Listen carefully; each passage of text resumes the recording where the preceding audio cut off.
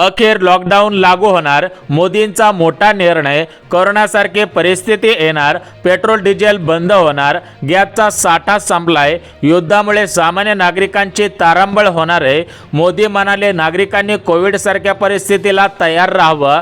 काय होतंय, कसं होतंय आणि कशामुळे होतंय याचं सत्य आता उघडकीस आलेलं आहे. पेट्रोल 200 रुपये लिटर होणार, गॅसच्या किमती डबल होणार, युद्धामुळे सामान्य नागरिकांचं जगणं मुश्किल होणार आहे. अमेरिका, इराण आणि इस्रायल या 3 देशात युद्धजन्य परिस्थिती निर्माण झालेली आहे. या परिस्थितीचा थेट परिणाम खाण्याच्या वस्तूपासून ते पिण्याच्या वस्तूवरती होणार आहे. पंतप्रधान मोदींचं लोकसभेतील वक्तव्य, या वक्तव्यामुळे नागरिकांमध्ये निर्माण झालेली भीती, या भीतीमुळे तयार झालेले नरेटिव्ह, या नरेटिव्हमुळे नागरिकांनी पेट्रोल पंपवरती केलेली गर्दी, बँकेमधून ATM मधून काढलेले पैसे, नागरिकांनी आपल्या घरात गॅस आहे का असा घरच्यांना विचारलेला प्रश्न, गावाच्या पारापासून ते शहरापर्यंत सुरू झालेली चर्चा, ही चर्चा म्हणजे पुन्हा लॉकडाऊन लागणार, पुन्हा कोरोनासारखी परिस्थिती निर्माण होणार. आताच किराणा खरेदी करून ठेवा, आताच पेट्रोल घरी आणून ठेवा, आताच बँकेतून पैसे काढून ठेवा, अशा पद्धतीच्या चर्चा गावाच्या पारापासून ते गल्ली बोळापासून ते दिल्लीपर्यंत सुरू झालेल्या आहेत. परंतु या चर्चांमध्ये जे गुपित लपलेलं आहे, तर तेच गुपित या व्हिडिओच्या माध्यमातून आपण सत्यामध्ये उतरणार आहोत. त्यामुळे हा व्हिडिओ सविस्तर आणि शेवटपर्यंत पहा. आता बघा, एकंदरीत खरंच लॉकडाऊन लागणार आहे का? खरंच गॅसचा साठा संपलेला आहे का? खरंच पेट्रोल डिझेल संपत आलेला आहे का? खरंच देशामध्ये कोरोनासारखी परिस्थिती निर्माण होणार आहे का?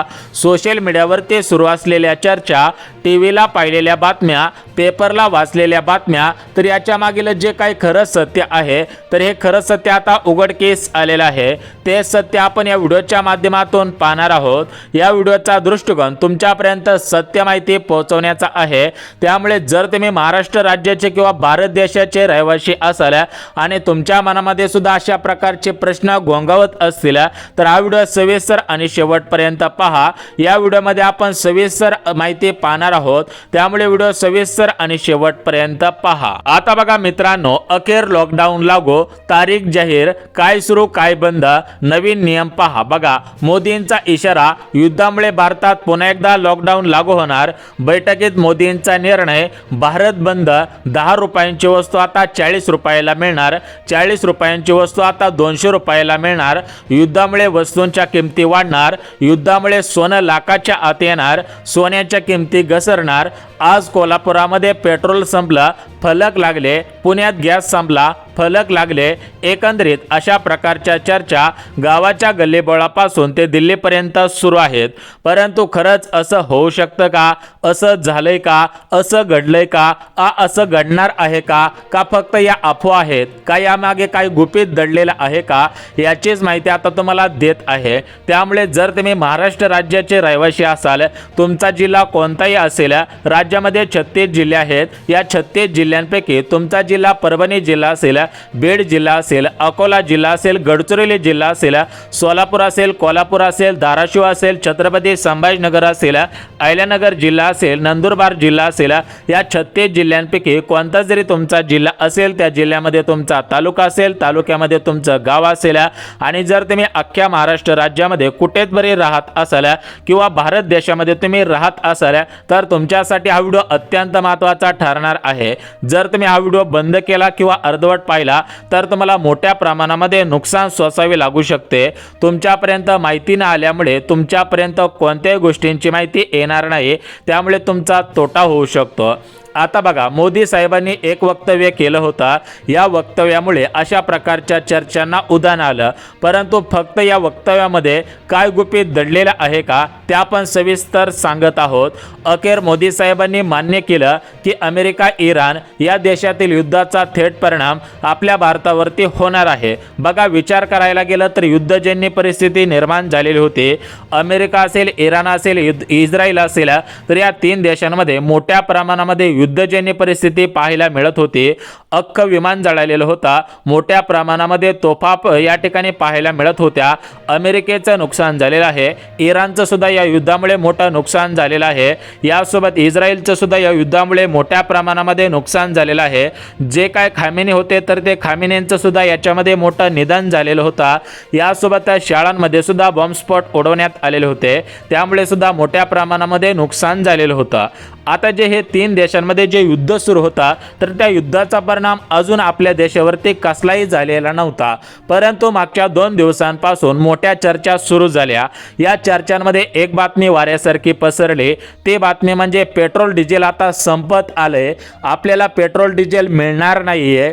मोठ्या प्रमाणामध्ये पेट्रोल डिझेलचा तुटवडा झालेला आहे, मोठ्या प्रमाणामध्ये आता रांगाच्या रांगा लावावे लागतील, खाद्यपदार्थांच्या किमती दुप्पट होणार, तिप्पट होणार, चौपट होणार, अशा प्रकारच्या चर्चा सुरू झालेल्या होत्या।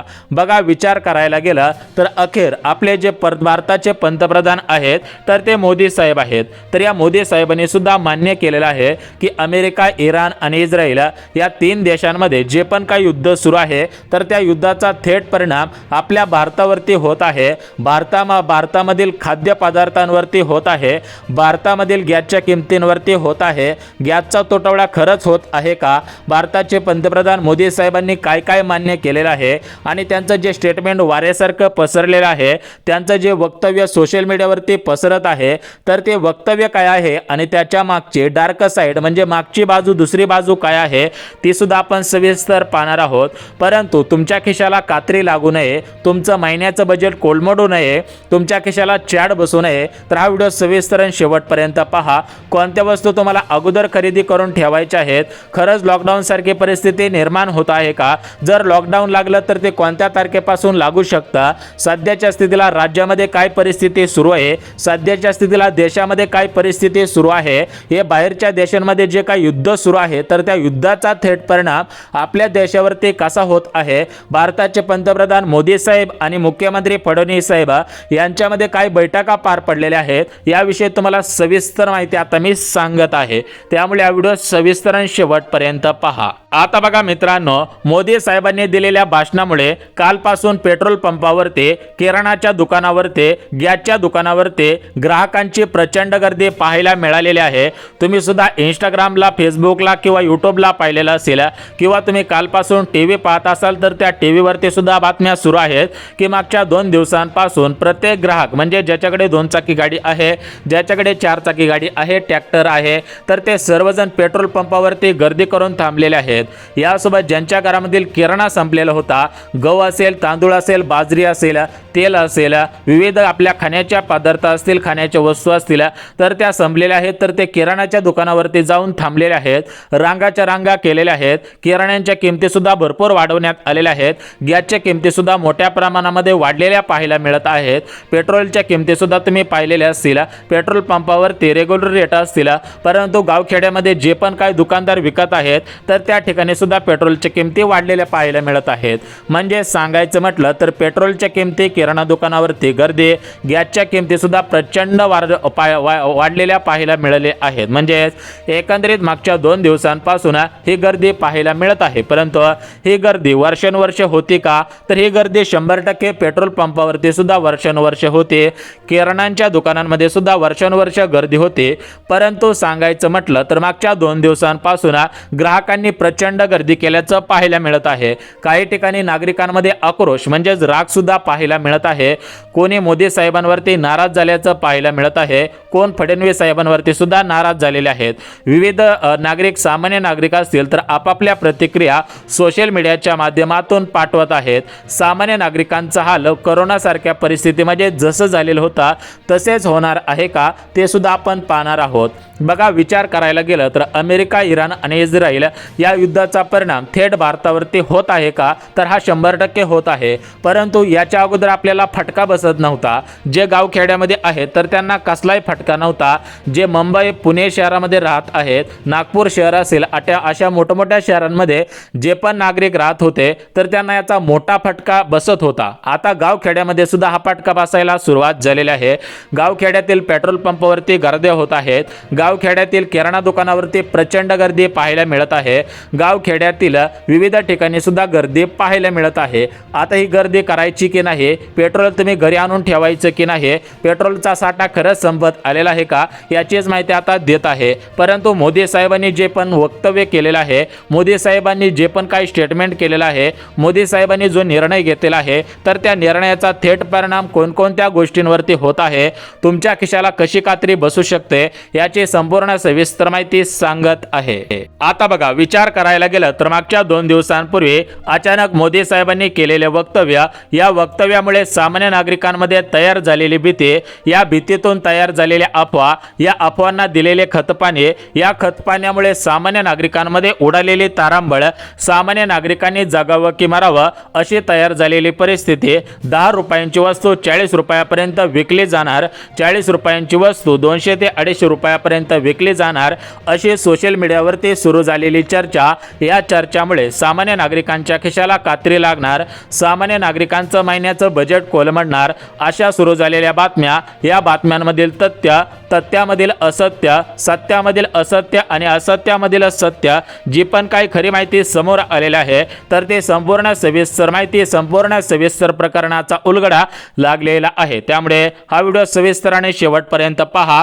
कोणत्या वस्तूच्या किमती वाढणार आहेत, कोणत्या वस्तू तुम्ही अगोदर खरेदी करून ठेवल्या पाहिजेत, यासोबत पेट्रोल डिझेलच्या किमती खरंच वाढणार आहेत का, पेट्रोल डिझेल संपत आलेला आहे का, पेट्रोल डिझेल सध्याच्या स्थितीला जास्त प्रमाणामध्ये शिल्लक आहे का, खरंच लॉकडाऊन लागणार आहे का, लॉकडाऊन लागलं तर ते कशा पद्धतीने लागू शकतं, हे युद्ध थांबलेलं आहे का, युद्ध अजून किती दिवस असंच चालू शकतं, या युद्धाचा परिणाम आपल्यावरती कसा होणार आहे, याची संपूर्ण सविस्तर माहिती आणि या संपूर्ण प्रकरणाचा सविस्तर रिपोर्ट समोर आलेला आहे। तो रिपोर्ट तुम्हाला वाचून दाखवत आहे। आता बघा मित्रांनो, विचार करायला गेलं तर मागच्या 5 ते 6 वर्षांपूर्वी अशीच परिस्थिती निर्माण झालेली होती।